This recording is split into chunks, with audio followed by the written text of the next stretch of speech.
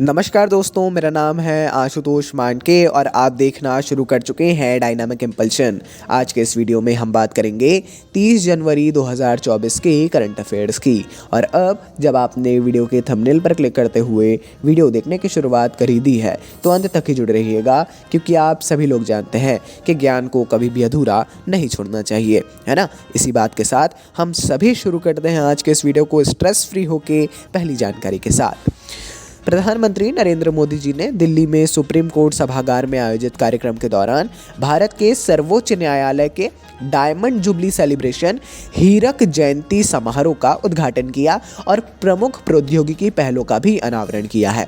आप लोगों को बता दें, इस अवसर पर सुप्रीम कोर्ट ने अपने 75 वर्ष की शुरुआत की है, 75वें वर्ष को शुरू किया है। वाकई में अत्यंत गौरव का विषय है और कोई भी इसमें कन्फ्यूज़न की बात नहीं है, जो भारतीय संविधान के 75वें वर्ष से मेल खा रहा है। जाहिर तौर पर संविधान जब बना उसके बाद ही उसके प्रोटेक्शन के लिए सर्वोच्च न्यायालय ने भी अपना क्रियान्वयन शुरू किया। कुछ प्रमुख प्रौद्योगिकियों से नई पहलें की गई हैं सर्वोच्च न्यायालय में, जो हर क्षेत्र में हो रहा है। ये भी आप लोग देख लें, इंटरनेट पर इसके बारे में भी सर्च ज़रूर कर लें, बहुत ही ज़्यादा इम्पॉर्टेंट है। आगे बढ़ते हैं। प्रधानमंत्री नरेंद्र मोदी जी ने उत्तर प्रदेश के बुलंदशहर में 9,100 करोड़ रुपए से अधिक की परियोजनाओं का उद्घाटन किया, शिलान्यास किया। मतलब 19,100 करोड़ रुपए की लगभग परियोजनाएं जल्द ही हमको देखने को मिलेंगी। कुछ का उद्घाटन, कुछ का शिलान्यास। विविध परियोजनाओं में रेल, सड़क, तेल और गैस और शहरी विकास जैसे महत्वपूर्ण क्षेत्र शामिल हैं। ये जानकारियाँ उतना आपको रटने की आवश्यकता नहीं होती हैं। ये दर्शाती हैं कि प्रधानमंत्री जी जब भी कहीं पर भी जाते हैं, काफ़ी सारी पहलों का, नई परियोजनाओं का उद्घाटन, लोकार्पण, अनावरण तथा शिलान्यास करते हैं, भूमि पूजन करते हैं, है ना। उन्हीं में इनको थोड़ा थोड़ा आपको पढ़ना है। अगर वो आपके क्षेत्र में हो रही है, आप किसी स्टेट पीसीएस की तैयारी कर रहे हैं तो ज़रूर देखिएगा, और कुछ नवाचार अगर करते हैं तो ज़रूर देखिएगा। आगे बढ़ते हैं।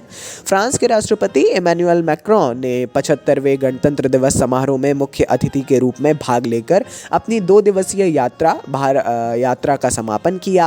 आपको ये जानकारी होना चाहिए कि 75वें गणतंत्र दिवस में मुख्य अतिथि इमैनुअल मैक्रोन जी थे। इस यात्रा का उद्देश्य भारत और फ्रांस के बीच रणनीतिक संबंधों को मजबूत करना है, जिसमें 40 सदस्यीय प्रतिनिधिमंडल और महत्वपूर्ण राजनयिक व्यस्तताएं शामिल हैं, है ना। और बहुत सारे इसमें रणनीतिक संबंध हुए हैं। वाकई में काफ़ी सारी वार्ताएं हुई हैं। काफ़ी अच्छी बात है।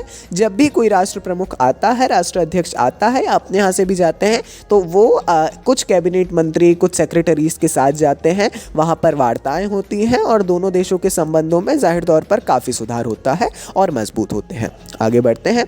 नागालैंड के कोहिमा जिले में स्थित रुसोमा के सुरम्य गांव में रुसोमा ऑरेंज फेस्टिवल के 4थे संस्करण के शुरू होते ही संतरे के जीवंत रंग और साइट्रस की सुगंध ने हवा को भर दिया। कोहिमा में देखिए, ऐसे कुछ वाक्य होते हैं, या आपको ये दिखाते हैं कि किस प्रकार का है ना। आपको क्या समझना है, नागालैंड के कोहिमा में एक रुसोमा है, रुसोमा में सुरम्य गांव में रुसोमा ऑरेंज फेस्टिवल शुरू हुआ है। ये भी इसका, वो भी 4थे संस्करण है इसका, है ना। लगभग 3,400 उपस्थित लोगों के साथ इस वर्ष के कार्यक्रम में सर्वोत्तम जैविक उत्पाद, सामुदायिक भावना और ग्रामीण उद्यमिता का प्रदर्शन किया गया। कुछ फेस्टिवल्स, विशेषकर जो है अपना ईस्ट में जो कुछ फेस्टिवल्स हैं, उनके बारे में तो आपको बिल्कुल पढ़ना चाहिए। बहुत इंटरेस्टिंग होते हैं और बहुत जानने लायक होते हैं। आगे बढ़ते हैं। भारत और सऊदी अरब की सेनाओं के बीच उद्घाटन संयुक्त सैन्य अभ्यास सदा तनसीख राजस्थान में शुरू होने के लिए तैयार है ना। जो भारत और सऊदी अरब के द्विपक्षीय संबंधों में एक महत्वपूर्ण छलांग दर्शाता है।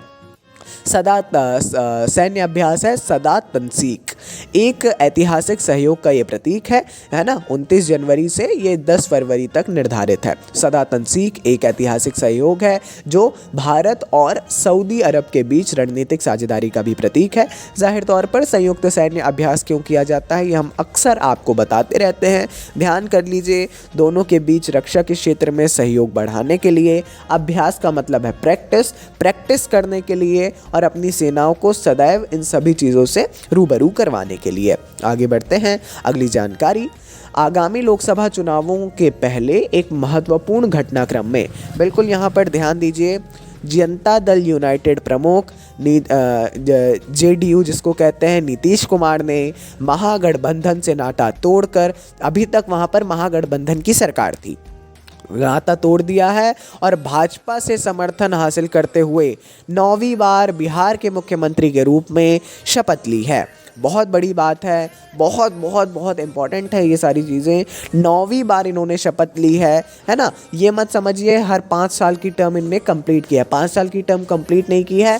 अक्सर ये देखा गया है इन्होंने बीच टर्म में, मिड टर्म में जो है ना, यहाँ पर अपनी पार्टीज़ चेंज की हैं। तो डेफिनेटली जैसे ही सपोर्ट चेंज होता है, मुख्यमंत्री जो है वो इस्तीफ़ा देते हैं एंड देन वो नए सपोर्ट के साथ में फिर से मुख्यमंत्री पद की शपथ लेते हैं। नीचे जानकारी है ना। महागठबंधन से नाता तोड़कर भाजपा का समर्थन हासिल किया। बाकी ये आज के इस वीडियो के लिए इतनी सारी जानकारियाँ काफ़ी हैं, काफ़ी जानकारियाँ थी, इंपॉर्टेंट जानकारियाँ। बिल्कुल जुड़े रहिए हमारे साथ, अंत तक देखने के लिए धन्यवाद। मिलता है अगले वीडियो में। नमस्कार। Dynamic impulsion.